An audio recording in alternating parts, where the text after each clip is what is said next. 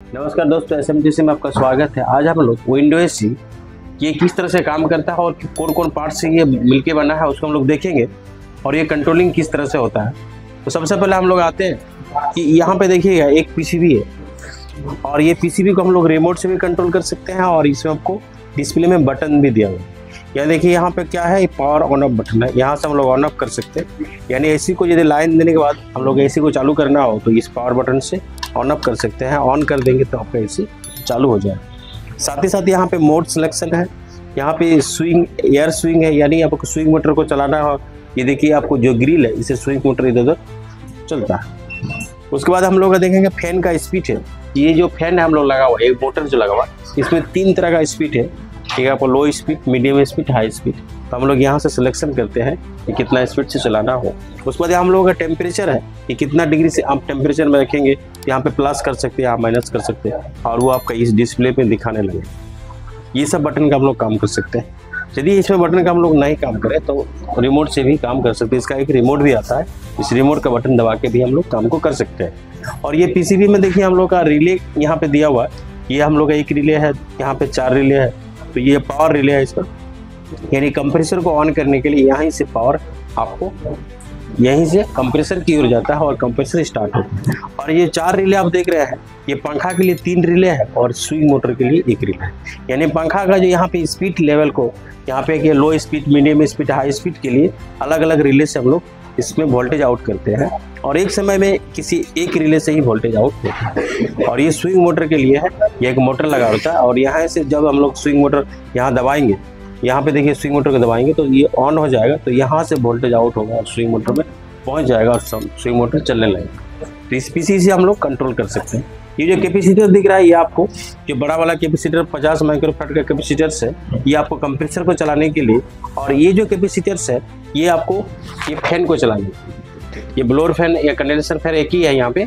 इस फैन को चलाने के लिए 4 से 5 एमएमडी का कैपेसिटर हम लोग प्रयोग करते हैं और यही इससे ये मोटर चलता है।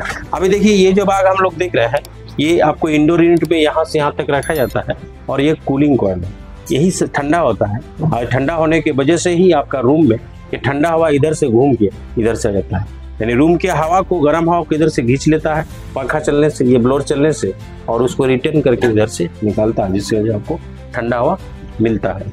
और ये कूलिंग करने के लिए आपको देखिए कंप्रेसर चालू होता है और कंप्रेसर चालू जब होता है तो आपको कंडेंसर से होते हुए, ये कंडेंसर है, कंडेंसर से होते हुए ये यहाँ तक आता है, ये कैपिलरी ट्यूब फिल्टर से होती हुई कूलिंग कॉइल में आता है।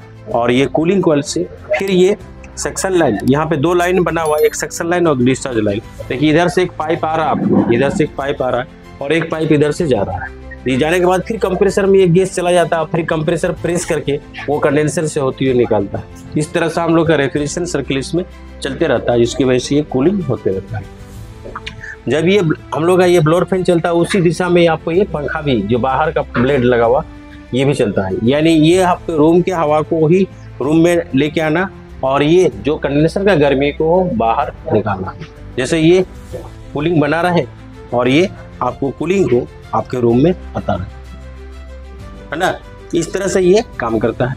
इसके लिए हम लोग अलग से यहाँ पे लगा हुआ चार्जिंग लाइन, यहाँ से हम लोग गैस चार्ज कर सकते हैं, यहाँ से हम लोग प्रेशर डाल सकते हैं, यहाँ से हम लोग वैक्यूम कर सकते हैं। यानी जो भी कुछ काम करना हो यहाँ से अलग से, ये सक्शन लाइन से ही जुड़ा हुआ है और सक्शन लाइन और चार्जिंग लाइन एक ही होता है, दोनों लाइन एक ही होता है। भले हम लोग उसमें 2 अलग अलग पाइप निकाल के रखें, लेकिन यदि हम लोग इसको चार्जिंग लाइन ही बना सकते हैं और ये सक्शन लाइन है, तो जब गैस डालना हो तो यहाँ पे हम लोग NRV पिन को खोल के यहाँ से हम लोग प्रेशर चेक करेंगे, वैक्यूम करेंगे, उसको हम लोग गैस चार्ज करेंगे।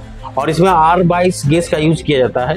ये जो हम लोग का वोल्टास कंपनी का AC है ये, और ये R22 गैस हम लोग यूज करते हैं और गैस हम लोग का कम से कम 900 से 1 किलो गैस इसमें लगता है और इसी वजह से हम लोग का कूलिंग स्टेज काम करता है।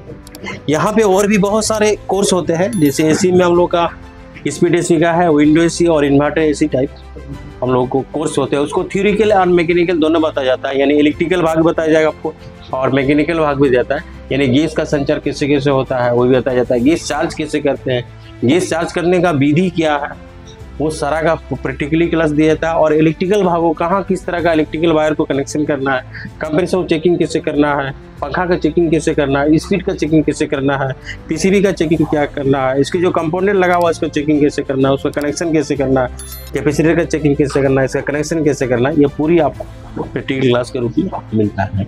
इस तरह से स्पीड एसी में हम लोग अभी प्रोसेस करके रखे हैं।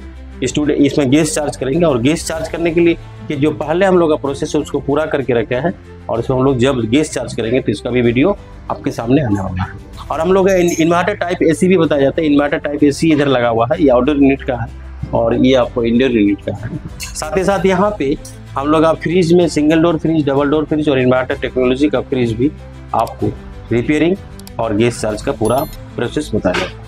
और यहाँ कॉम्बो कोर्स होते हैं जिसमें से हम लोग का स्टेबलाइजर में auto cut stabiliser, automatic stabiliser और कॉम्बो स्टेबलाइजर। एक कॉम्बो स्टेबलाइजर भी होता है जो ऑटो कट और ऑटोमेटिक को बना के किया जाता है कि जब चाहे आप ऑटो कट में चला सकते हैं और जब चाहे आप ऑटोमेटिक में भी चला सकते हैं। साथ ही साथ यहाँ पे आपको DTH सेटअप बॉक्स रिपेयरिंग का, आपको inverter, sine wave inverter, square wave break उसका रिपेयरिंग का, और आपका house wiring, mixer grinder, LED bulb, LED tubelight, induction में दोनों तरह का इंडक्शन का कोर्स कराया जाता है, यानी आपको यूनिवर्सल इंडक्शन और इंफ्रारेड इंडक्शन का भी क्लास कराया जाता है।